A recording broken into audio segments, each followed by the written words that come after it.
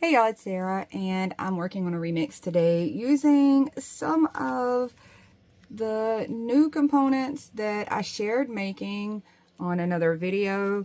I've got some carrots here, I've got some diced tomato, there's some sauteed bell pepper, here's some onion. So I'm not sure which of these for sure that I'm adding. You could always throw in a few others. There are some of the ingredients from the shish kebabs. But I know for sure I wanted to make a chicken pasta dish, and I wanted to share doing something with a little bit of the chicken here.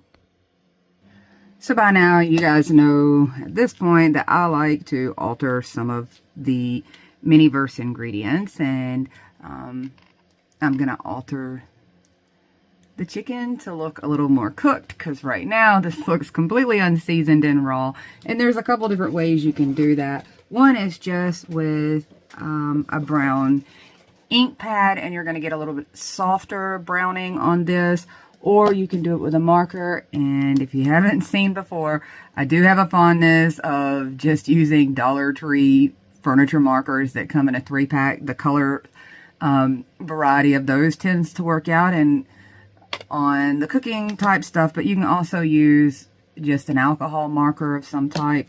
This one is the Furniture Scratch Light, and that's what I'm going to use on my little pieces of chicken.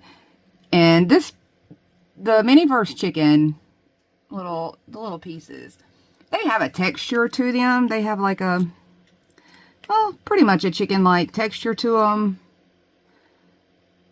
So in some of those textured areas, I am just dotting this along edges and maybe down in some of the grooves of that texture, and making sure that I hit both sides a little bit here and there. If you want to lighten it up, you can tap some of it away so that you've got some lighter and some darker spots. And I mentioned you could also do it with just an ink pad. This one's a really, really old one, so it's going to look ridiculously shredded.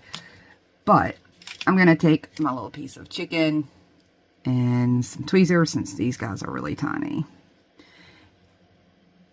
And I'm not sure how well you can see that. This one's a lot lighter and more subtle.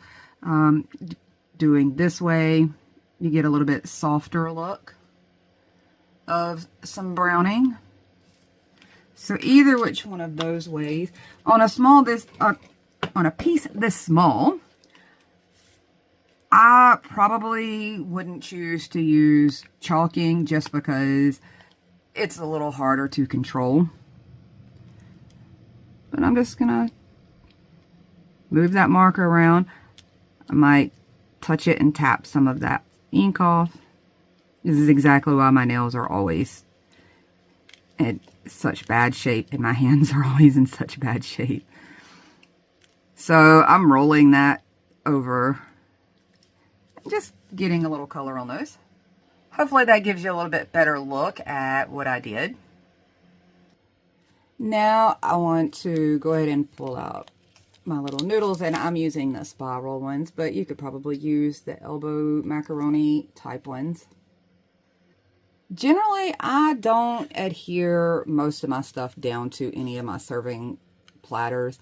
Normally, I do it on some kind of wax paper, so it's removable, but with all these little noodles spreading around, I thought maybe it would just be easier to go ahead and adhere to this. I believe for my resin, I'm just using some of the leftover ham glaze that I had, and it's got kind of a yellowy tone to it. I thought about a cheese sauce, however, I figured if I did a cheese sauce, it would hide a lot of my ingredients. So we're going with kind of a buttery sauce for the most part.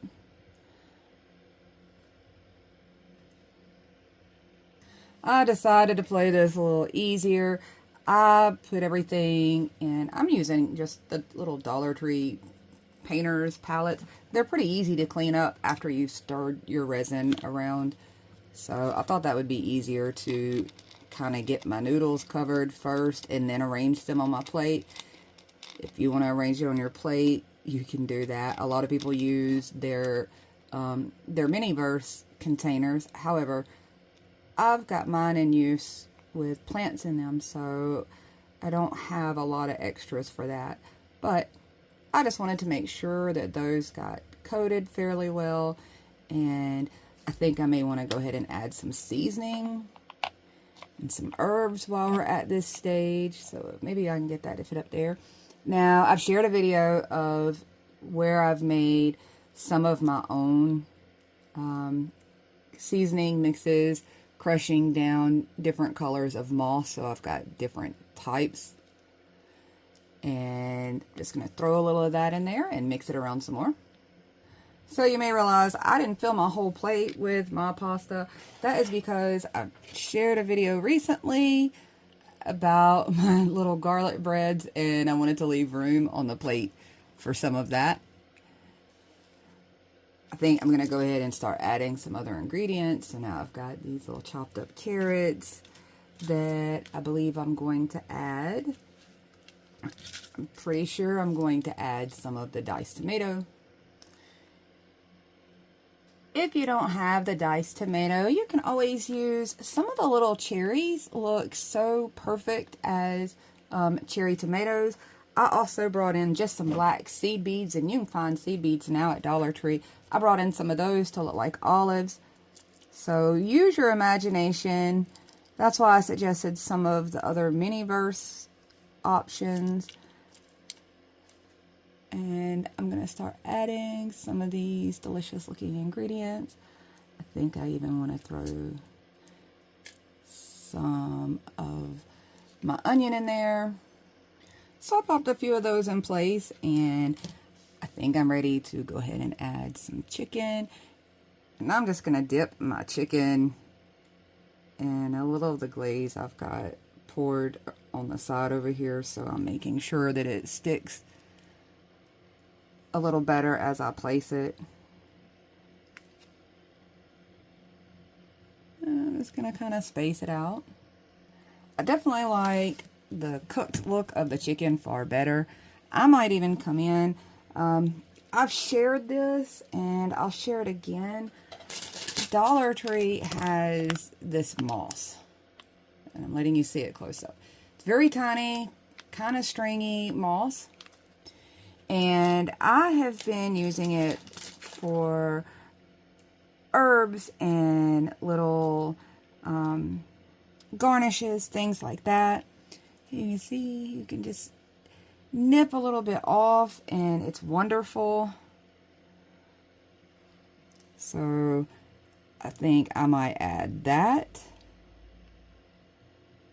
to the center of my dish. And I might even come in and grab this cherry tomato.